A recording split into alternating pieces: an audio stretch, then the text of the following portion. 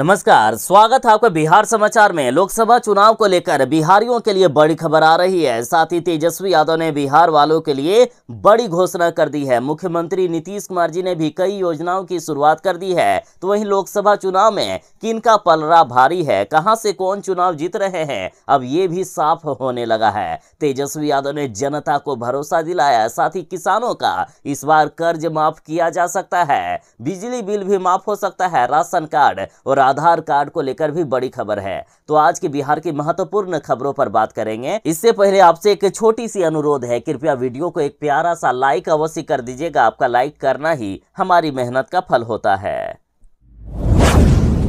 सहारा India में जिनके भी पैसे फंसे हैं उनके लिए बड़ी खुशखबरी है। अमित शाह जी ने अब गारंटी दे दी है कि सभी के पैसे जल्द ही वापस कर दिए जाएंगे। देखिए, सहारा समूह में जिन लोगों का पैसा फंसा है उनके लिए काम की खबर है। बिहार में एक चुनावी रैली को संबोधित करते हुए केंद्रीय गृह और सहकारिता मंत्री अमित शाह ने भरोसा दिया है कि निवेशकों का पाई मोदी सरकार वापस करेगी। इस मामले पर काम चल रहा है। देरी को लेकर उन्होंने कहा कि कोऑपरेटिव और कंपनी दोनों में इन्वेस्टमेंट को लेकर परेशानी हो रही है, मगर निवेशकों का पैसा लौटाने पर काफी तेजी से काम किया जा रहा है। जल्द ही उनके पैसे उनके खाते में पहुंच जाएंगे। तो यदि आप दर्शकों में भी किसी के पैसे सहारा इंडिया में फंसा है तो कमेंट में जरा जरूर ही बताइएगा। बिहार में सरकारी स्कूलों के नाम बदलने वाले हैं। बिहार में बदल जाएंगे 70,000 स्कूलों के नाम। के पाठक के विभाग ने बड़ी तैयारी कर ली है। देखिए, देश भर के कई रेलवे स्टेशनों के नाम बदलने के बाद अब बिहार में सरकारी स्कूलों के नाम बदलने की तैयारी शुरू हो गई। जुलाई के बाद इसी सत्र में स्कूलों के नाम बदलने का काम शुरू कर दिया जाएगा और इसको लेकर शिक्षा विभाग ने राज्य के सभी 38 जिलों में नवसृजित और उत्क्रमित विद्यालयों की जानकारी जुटाने में लग गया है। इन स्कूलों के नाम राजकीय या देश और राज्य के महापुरुषों के नाम पर रखे जाएंगे। यदि आप बिहार में रहते हैं और यदि आप शादी करने के बारे में सोच रहे हैं तो सरकार आपको 2.5 लाख रुपया तक देगी। देखिए, बिहार सरकार कहती है कि दहेज लेना बुरी बात है, दहेज प्रथा बिहार में नहीं चलता है, लेकिन सरकार अब खुद 2.5 लाख रुपया देगी शादी करने पर। लेकिन इसके लिए आपको तेजस्वी यादव की तरह शादी करना होगा, इंटर कास्ट शादी करना होगा। देखिए, बिहार में जिस तरह से तेजस्वी यादव ने दूसरे धर्म की लड़की से शादी किया है, उसी तरह से यदि कोई इंटर कास्ट मैरिज करना चाहते हैं तो सरकार इसे बढ़ावा दे रही है और इसके लिए 2.5 लाख रुपया तक की प्रोत्साहन राशि भी सरकार देगी। और इसके लिए कंडीशन है कि दोनों वर और वधू बिहार का अस्थायी निवासी होना चाहिए। लड़की की न्यूनतम आयु 18 साल और लड़के की न्यूनतम आयु 21 साल होनी चाहिए। दोनों में से कोई एक पक्ष अनुसूचित जाति या अनुसूचित जनजाति का हो तथा दूसरा पक्ष ओबीसी या सामान्य जाति से हो फिर भी चल जाएगा। और 2.5 लाख रुपए का लाभ लेने के लिए आपको आवेदन करना होगा और आवेदन 1 साल के भीतर ही करना होगा।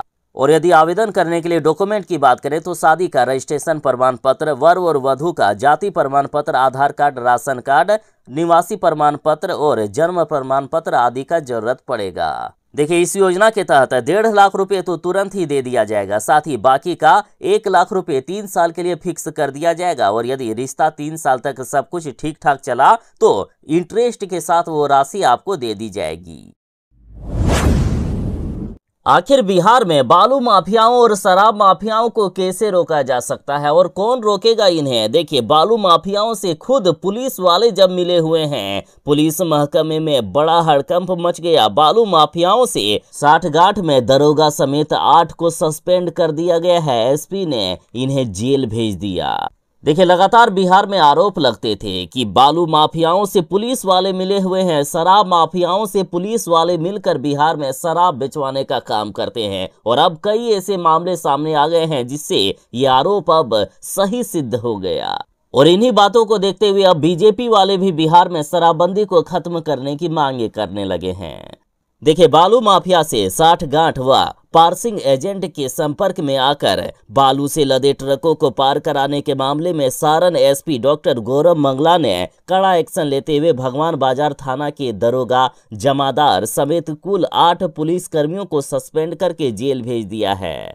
एसपी ने बताया कि एक ऑडियो क्लिप सोशल मीडिया पर चल रहा था जिसकी जांच की गई और मामला सही पाया गया।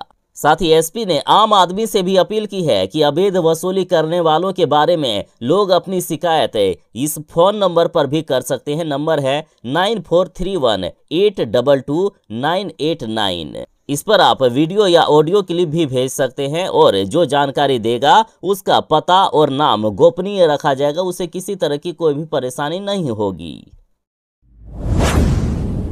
सन ऑफ बिहार कहे जाने वाले यूट्यूबर मनीष कश्यप चुनाव लड़ने वाले हैं। मनीष कश्यप को महिलाओं ने दूध से नहलाया। मनीष कश्यप निर्दलीय रूप से चुनाव लड़ेंगे। देखिए, बिहार के चर्चित यूट्यूबर मनीष कश्यप ने पश्चिमी चंपारण लोकसभा क्षेत्र से निर्दलीय चुनाव लड़ने का ऐलान किया है। मनीष कश्यप लगातार क्षेत्र भ्रमण भी करके लोगों का समर्थन मांग रहे हैं। इसी बीच एक वीडियो तेजी से वायरल हो रहा है जहां कुछ महिलाएं मनीष कश्यप को दूध से नहला रही है। बताया जा रहा है कि निर्दलीय चुनाव लड़ रहे मनीष कश्यप जब चुनावी प्रचार करने के लिए बंजरिया प्रखंड के रतनपुर गांव पहुंचे तो वहां की महिलाओं ने गांव से दूध इकट्ठा करके उन्हें दूध से नहलाने का काम किया। साथ ही मनीष कश्यप ने कहा कि मैं यदि तेजस्वी यादव के साथ चुनाव लड़ता तो उन्हीं के साथ बैठना पड़ता, नीतीश कुमार के साथ यदि चुनाव लड़ता तो उनके साथ बैठना पड़ता, जबकि मुझे बिहार का विकास करना है, इसलिए मैंने निर्दलीय चुनाव लड़ने का ऐलान किया। जो आज तक विकास बिहार में किसी ने नहीं कर पाया वो मैं करके दिखाऊंगा। साथ ही दूध से नहलाने को लेकर मनीष कश्यप ने कहा कि माताओं को मैंने दूध से नहलाने को नहीं कहा है, बल्कि माताओं ने मुझसे कहा कि बेटा तुम दूध का कर्ज अदा करना, और ये कह के महिलाओं ने मुझे दूध से नहलाया। बिहार के सरकारी स्कूलों में गर्मी की छुट्टी होने वाली है, लेकिन बिहार के सरकारी स्कूलों के सभी शिक्षकों को स्कूल प्रत्येक दिन आना होगा। साथ ही इन बच्चों को भी स्कूल आना होगा गर्मी छुट्टी के दौरान। देखिए, बिहार में 15 अप्रैल से लेकर 15 मई तक यानी पूरे एक महीने तक गर्मी की छुट्टी होगी, लेकिन इस दौरान विशेष दक्ष क्लास चलाई जाएगी। हर सरकारी स्कूल में 15 अप्रैल से 15 मई तक सुबह 8 बजे से लेकर 10 बजे तक स्पेशल क्लास चलेगी। सारे शिक्षक 8 बजे से पहले स्कूल पहुंच जाएंगे और बच्चों को मिड डे मील का खाना खिलाकर वापस लौटाएंगे। देखिए, सरकारी स्कूलों के कक्षा 3 से लेकर 8 तक के कमजोर बच्चे जो मार्च 2024 में हुए वार्षिक परीक्षा में फेल हो गए हैं, उन्हें अलग से पढ़ाया जाएगा। साथ ही यदि कुछ दूसरे बच्चे भी आना चाहते हैं पढ़ने के लिए तो वे भी क्लास कर सकते हैं, इसमें कोई समस्या नहीं है। सुबह 8 बजे से लेकर 10 बजे तक क्लास चलेगी। उसके बाद बच्चों को मिड डे मील का भोजन दिया जाएगा, फिर छुट्टी हो जाएगी स्कूलों में। बिहार के कई जिलों में आंधी के साथ बारिश शुरू हो गई है और सुपौल में बीते रात बारिश हुई। राधोपुर रेफरल अस्पताल के उद्घाटन से पहले ही भवन का मॉडल सामग्री टूटकर जमीन पर गिर गया। साथ ही मौसम विभाग ने कहा है कि अभी 2 से 3 दिनों तक बिहार के अधिकांश जिलों में हल्की से लेकर मध्यम दर्जे तक की बारिश होने वाली है। बिहार में अभी 2 से 3 दिनों तक गर्मी से राहत मिलेगी। और आज जिन जिलों में बारिश हो सकती है उनमें पटना, अररिया, मधेपुरा, पूर्णिया, कटिहार, भोजपुर, बक्सर, जहानाबाद, अरवल, सहरसा, सुपौल, भभुआ, रोहतास, औरंगाबाद, गया, नवादा, लखीसराय, बेगूसराय, नालंदा, शेखपुरा और किशनगंज शामिल है। आमतौर पर मस्जिदों में सिर्फ पुरुष ही नमाज अदा करते हैं, लेकिन बिहार की इस मस्जिद में महिलाएं भी करती है नमाज अदा। देखिए, बिहार के साथ पूरे देश में ईद उल फितर धूमधाम से मनाई गई। एक दूसरे को लोग बधाई देते रहे। इसी दौरान एक बेहद खूबसूरत तस्वीर सामने आई है जिसमें से एक मस्जिद में महिलाएं भी नमाज अदा करते हुए देखी गई। देखिए, देश भर में अमन, चैन और शांति और खुशहाली की दुआ मांगी गई। मस्जिद में मुस्लिम महिलाओं की नमाज अदा करने की परंपरा बिहार के मुजफ्फरपुर में अभी भी जारी है। ये मस्जिद महिलाओं के समानता के अधिकार का एक बेहद खूबसूरत उदाहरण है। देखिए, मुजफ्फरपुर जिले के माड़ीपुर की बक्सी कॉलोनी स्थित मस्जिद ए और अहले हदीस एवं मदरसा मोहम्मदिया सल्फिया में जुड़ी सैकड़ों की संख्या में मुस्लिम समुदाय की महिलाओं ने रमजान की आखिरी दिन रोजा के बाद ईद की नमाज अदा की। बता दें कि इस मस्जिद में एक नई बात देखने को मिली, जहां सिर्फ महिलाओं ने ही जुमे की नमाज अदा की। इसको लेकर महिलाओं में खास उत्साह भी था और महिलाओं के समानता के अधिकार का एक खास उदाहरण भी बना ये मस्जिद। तेजस्वी यादव ने कहा कि बीजेपी वालों के लिए अब महंगाई भौजाई और महबूबा हो गई है। जीतन राम मांझी के गढ़ में तेजस्वी यादव की जरा दहाड़ सुनिए।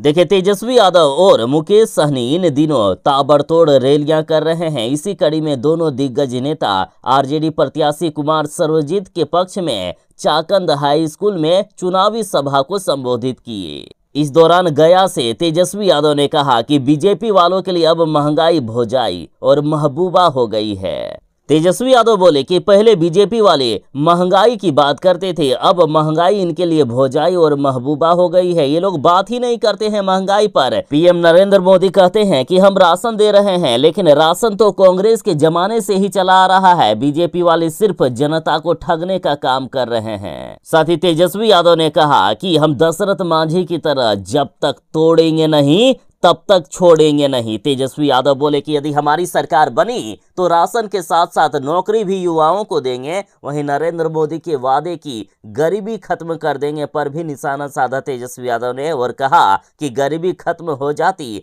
तो 80 करोड़ लोगों को आज अनाज क्यों बांटा जाता। हम नौकरी और रोजगार देंगे, लोगों के पास खुद पैसे आएंगे, खुद गरीबी खत्म हो जाएगी पूरे देश में।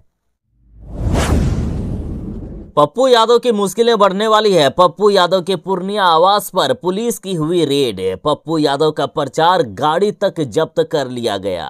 देखिए, पूर्णिया सदर डीएसपी पुष्कर के नेतृत्व में पप्पू यादव के आवास पर भारी संख्या में पुलिस की टीम छापेमारी के लिए पहुंची। पप्पू यादव उस समय घर पर ही मौजूद थे। देखिए, पुलिस के पदाधिकारियों ने पप्पू यादव से वाहनों के बारे में जानकारी ली और पूछा कि आपके पास कुल कितनी गाड़ियां हैं, सभी गाड़ियों का पेपर दिखाइए, गाड़ियों की परमिशन की जांच की जाएगी। पप्पू यादव ने करीब 1 घंटे तक इस संबंध में बातचीत की। वहीं उनके कार्यालय से पुलिस ने प्रचार गाड़ी को जब्त कर लिया। तो इस पर पप्पू यादव ने कहा कि राजनीतिक साजिश के तहत ये कार्रवाई की गई है। पुलिस की कार्रवाई पर पप्पू यादव बोले कि सरकार और आखिर कितना नीचे गिरेगी, पूर्णिया के बेटे को और आखिर कितना परेशान करेगी, जनता इसका अब जवाब देगी। बीजेपी और जदयू की सरकार को हार का डर लगने लगा है, इसलिए वे मुझ पर कार्रवाई करने लगे हैं। मुख्यमंत्री नीतीश कुमार जी का रोड शो कैंसिल कर दिया गया है। नवादा, गया और औरंगाबाद में मुख्यमंत्री की होगी जनसभा। देखिए, मुख्यमंत्री नीतीश कुमार जी रोड शो करने वाले थे। इसको लेकर सभी तैयारियां भी कर ली गई थी, लेकिन ठीक 1 दिन पहले इसे कैंसिल कर दिया गया।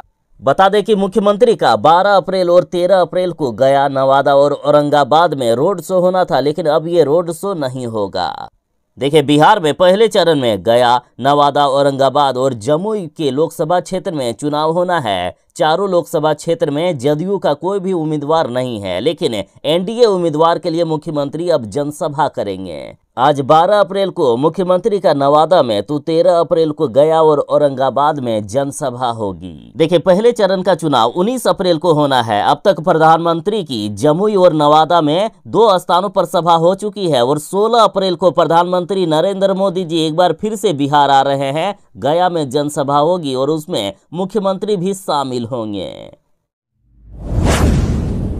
ये बीजेपी वाले कभी भी महंगाई, बेरोजगारी आदि ज्वलंत मुद्दों पर बात ही नहीं करना चाहते हैं। इनको सिर्फ फालतू बातों पर ही सियासत करने में लगता है मजा आता है।